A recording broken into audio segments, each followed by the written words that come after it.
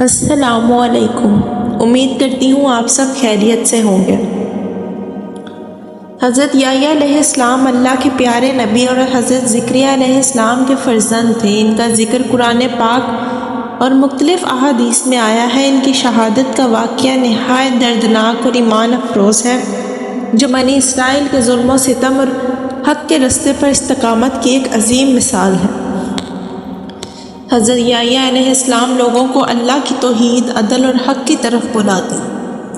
آپ گناہوں سے دور رہنے اور تقوی اختیار کرنے کی تعلیم دیتے۔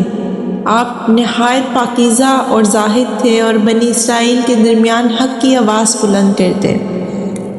آپ نے ہمیشہ بادشاہوں اور حکمرانوں کو عدل کی تلقین کی اور کسی بھی غلط بات پر خاموش نہ رہے۔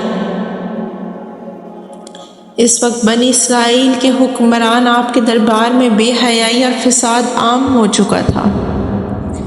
بادشاہ نے اپنے بھائی کی بیوی سے نکاح کرنے کا ارادہ کیا، جو کہ شریعت کے خلاف تھا۔ حضرت یحییٰ نے اس نکاح کو حرام قرار دیا اور بادشاہ کو روکا۔ بادشاہ کی بھابی یعنی بھائی کی بیوی کو حضرت یحییٰ علیہ السلام کا یہ اعلان ناگوار گزرا، کیونکہ وہ خود بھی بادشاہ سے شادی کرنا چاہتی تھی۔ اس نے بادشاہ کو حضرت یحییٰ علیہ السلام کے خلاف بھڑکانا شروع کر دیا۔ بادشاہ گرچہ ان کے خلاف تھا، لیکن حضرت یحییٰ علیہ السلام کی عظیم شخصیت اور لوگوں میں ان کی عزت کی وجہ سے کھلے عام ان کے خلاف قدم اٹھانے سے ڈرتا تھا۔ ایک دن بادشاہ نے ایک بڑی دعوت کا اہتمام کیا۔ اس موقع پر اس عورت کی بیٹی نے رقص کیا، جس سے بادشاہ بے حد متاثر ہوا۔ بادشاہ نے خوش ہو کر لڑکی سے کہا کہ وہ جو مانگے گی اسے دیا جائے گا۔ لڑکی نے اپنی ماں سے مشورہ کیا اور ماں نے اسے حضرت یحییٰ علیہ السلام کا سر طلب کرنے کو کہا۔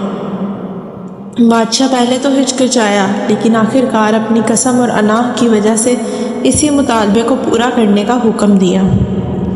ظالم سپاہیوں نے حضرت یحییٰ علیہ السلام کو شہید کر دیا اور ان کا سر ایک تشتری میں رکھ کر دربار میں پیش کیا گیا۔ حضرت یحییٰ علیہ السلام کی شہادت بنی اسرائیل کے زوال کی بڑی وجہ بنی۔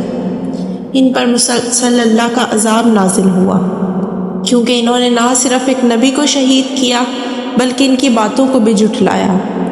روایات کے مطابق حضرت یحییٰ کی شہادت کے بعد اس قوم پر مختلف قسم کے عذاب آئے اور ان کا زوال قریب آ گیا۔ قرآن مجید میں حضرت یحییٰ کا ذکر بہت عزت اور احترام کے ساتھ کیا جاتا ہے۔ سورۃ مریم میں فرمایا گیا، اور سلامتی ہو ان پر جس دن وہ پیدا ہوئے، جس دن وہ وفات پائیں گے اور جس دن وہ دوبارہ زندہ کیے جائیں گے۔ حضرت یحییٰ علیہ السلام کی شہادت ہمیں سبق دیتی ہے کہ حق کی راہ پر چلنا آسان نہیں۔ حضرت یحییٰ علیہ السلام کی شہادت کا واقعہ نہ صرف بنی اسرائیل کے زوال کی وجہ بنا، بلکہ امت مسلمہ کے لیے ایک عظیم سبق بھی چھوڑ گیا کہ حق اور باطل کی جنگ میں صبر و استقامت ہی کامیابی کا راستہ ہے۔ حضرت یحییٰ علیہ السلام کی مظلومانہ شہادت کے بعد بنی اسرائیل کے لیے زمین پر اللہ کا غضب نازل ہوا۔ یہ قوم پہلے ہی اللہ کے احکامات کو مسلسل نظر انداز کرتی رہی اور انبیاء کے ساتھ ظلم و زیادتی ان کی عادت بن چکی تھی۔ ان پر کئی طرح کے عذاب آئے، جن میں دشمن قومیں ان پر غالب آ گئی اور ان کی زمینیں تباہ کر دی گئیں۔ زمین نے اناج اگانا بند کر دیا اور بھوک نے ان کی نسلوں کو کمزور کر دیا۔ ان کے حکمران اور مذہبی رہنما آپس میں لڑنے لگے اور پوری قوم خانہ جنگی کا شکار ہو گئی۔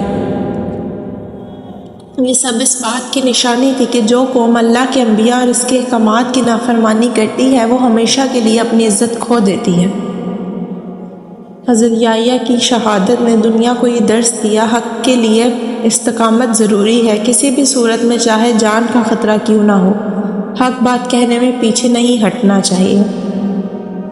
اللہ کے نبیوں کی قربانیوں نے یہ ثابت کیا کہ دنیا فانی ہے۔ اسلام میں حضرت یحییٰ السلام کو نہایت عظیم اور پاک باز نبی مانا گیا۔ ان کے بارے میں چند اہم پہلو یہ بھی ہیں۔ انبیاء کرام میں حضرت یحییٰ علیہ السلام ان عظیم ہستیوں میں شامل ہیں جنہیں شہادت نصیب ہوئی۔ قرآن نے انہیں عظیم اور پاک باز قرار دیا۔ ان پر اللہ کی سلامتی کا ذکر قرآن میں خاص طور پر آیا ہے اور ان کی عظمت کو ظاہر کرتا ہے۔